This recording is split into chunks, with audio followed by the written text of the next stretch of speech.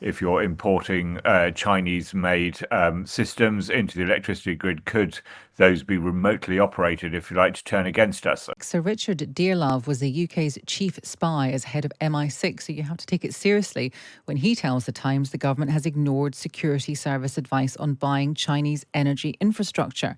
He says that China could reprogram components connected to the energy grid without our control. That was rather dismissed by the senior cabinet minister, Pat McFadden, when he spoke to us. Frankly, it's too late to say, let's not have any Chinese investment in energy. There's quite a lot already. We'll always put security first. The first duty of any government is to protect its people. But we're an open trading nation. And to prosper and to make sure that British people are as well off as they possibly can be, we need a trading relationship with China. So how much of a threat is this? The Times' China correspondent Richard Spencer has been following the story. Morning to you. Good morning. It's very much the kind of answer of the day from Pat McFadden that, you know, we can't be too late on AI. It's already there. Let's do it. We can't be too late on China. We have to do something with them. But what about what Sir Richard Dearlove is saying? I mean, it does, you know, he should know. And it sounds pretty frightening. China could reprogram components connected to the energy grid without our control. Yeah, so I think there is a debate about this, both technically and politically. I think it's fair to say about how dangerous it is to allow Chinese manufactured products, particularly computer chips. I think that's the key thing into our supply systems. You know, for example, we're buying electric cars now from China. You know, electric cars obviously run on not only electric batteries, but they're computerized. Could China exert some control over chips that have been programmed to work with Chinese-made electric cars to sabotage them at some future theoretical point of conflict?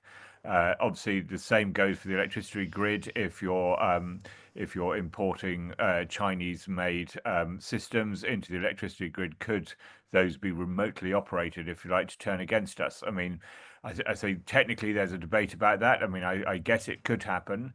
There's also concern about, you know, data being sent back, you know, that China would exert control over those chips to spy on us in some way or to control us. This is a worldwide problem. For example, I mean, a lot of port technology, for example, cranes and so on, are manufactured in China. You know, America is now concerned about whether, you know, China has access to information of what's coming in and out of American ports. Obviously, it doesn't matter if it's you know if it's vegetables, but if it's military equipment, that's something a bit more serious. So there's a bit of a debate about this. Yeah. And if we don't look to China, what are our options in the renewables space? Do we know? Well, this is the big question, right? The one thing that's happened in the last 10 years is that China has focused on green technology as one way of, you know, going up the value chain. You know, it wants to not just be associated as a place where cheap goods are manufactured and electronic goods are assembled from parts manufactured elsewhere. It's developed sort of high-tech industries in very specific areas like green technology. It now has 80% of the solar panel market, for example, around the world. Chinese companies make nearly all the solar panels that we buy, and it's also got into windmills, you know, wind energy. And is the majority player in that market internationally. So this isn't just us. If we want to get into these areas, if we want to make green technology, China is doing it on scale and cheaper. You know, its electric cars will be cheaper than anybody else's if we don't impose tariffs on them. So. Do that? You know, if we want to meet our green targets, the government's brought forward some green targets from the previous government. Then you know the way to do it is to cooperate with China, but it does have these other risks. Richard, thank you for that. That's the Times' China correspondent Richard Spencer. Let's also have a word with Professor Rana Mitter, who's a China expert and ST Lee Chair in US-Asia Relations at the Harvard Kennedy School. Good morning to you. Morning, Asma. Hello. On the subject of national security, first of all, on its own, we always have this debate, don't we? And it's always a balance of how much do we give to get. what's your opinion on how this has been characterised, the issue of national security when it comes to renewables? Yeah.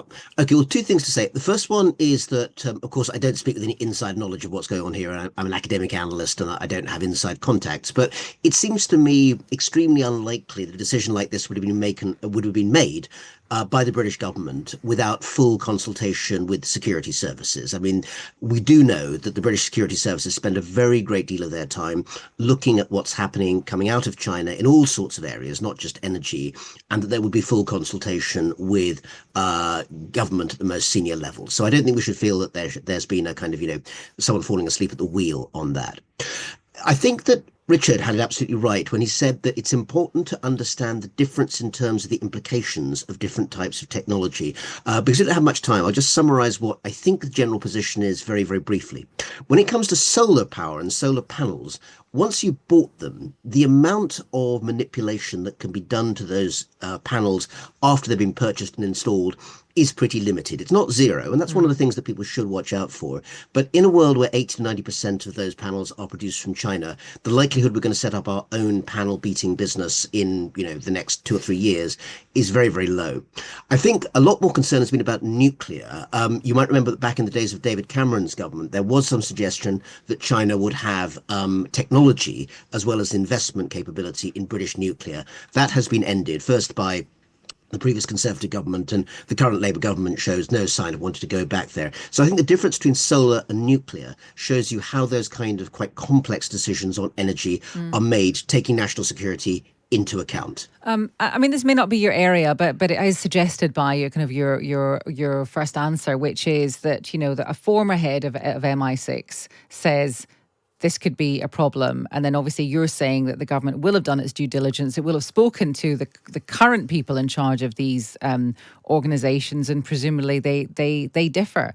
So the question, I suppose, is that, why might two people with the same job and presumably the same facts in front of them have differing opinions? Well, look, I really can't speak about the specifics of people involved because clearly, I don't know what the debates are within government, and certainly I have no idea what the debates are within the security services. My assumption is that the people who, in general, who are currently in government have access to the latest information, and I suspect that will be important. One other element that's worth noting is this. There is now a sort of philosophical divide, you might put it that way, between what the United Kingdom and the EU want to do in terms of moving forward on energy, which is still tied a great deal to the idea that we have to move to transition away from fossil fuels, and the election of a new administration under President Donald Trump in the United States, which actually has really gone all in on going back to fossil fuels and is very keen, of course, amongst other things, to export more LNG, liquefied natural gas, amongst other energy commodities. So there is a sense in which clearly this is partly about security, but it's also about a much bigger story on what is going to be the major provision source for energy in the West and around the world for the next 10 or 20 years. Okay. Rana, thank you very much. That is Professor Rana Mitter, China expert. He is also at the Harvard Kennedy School.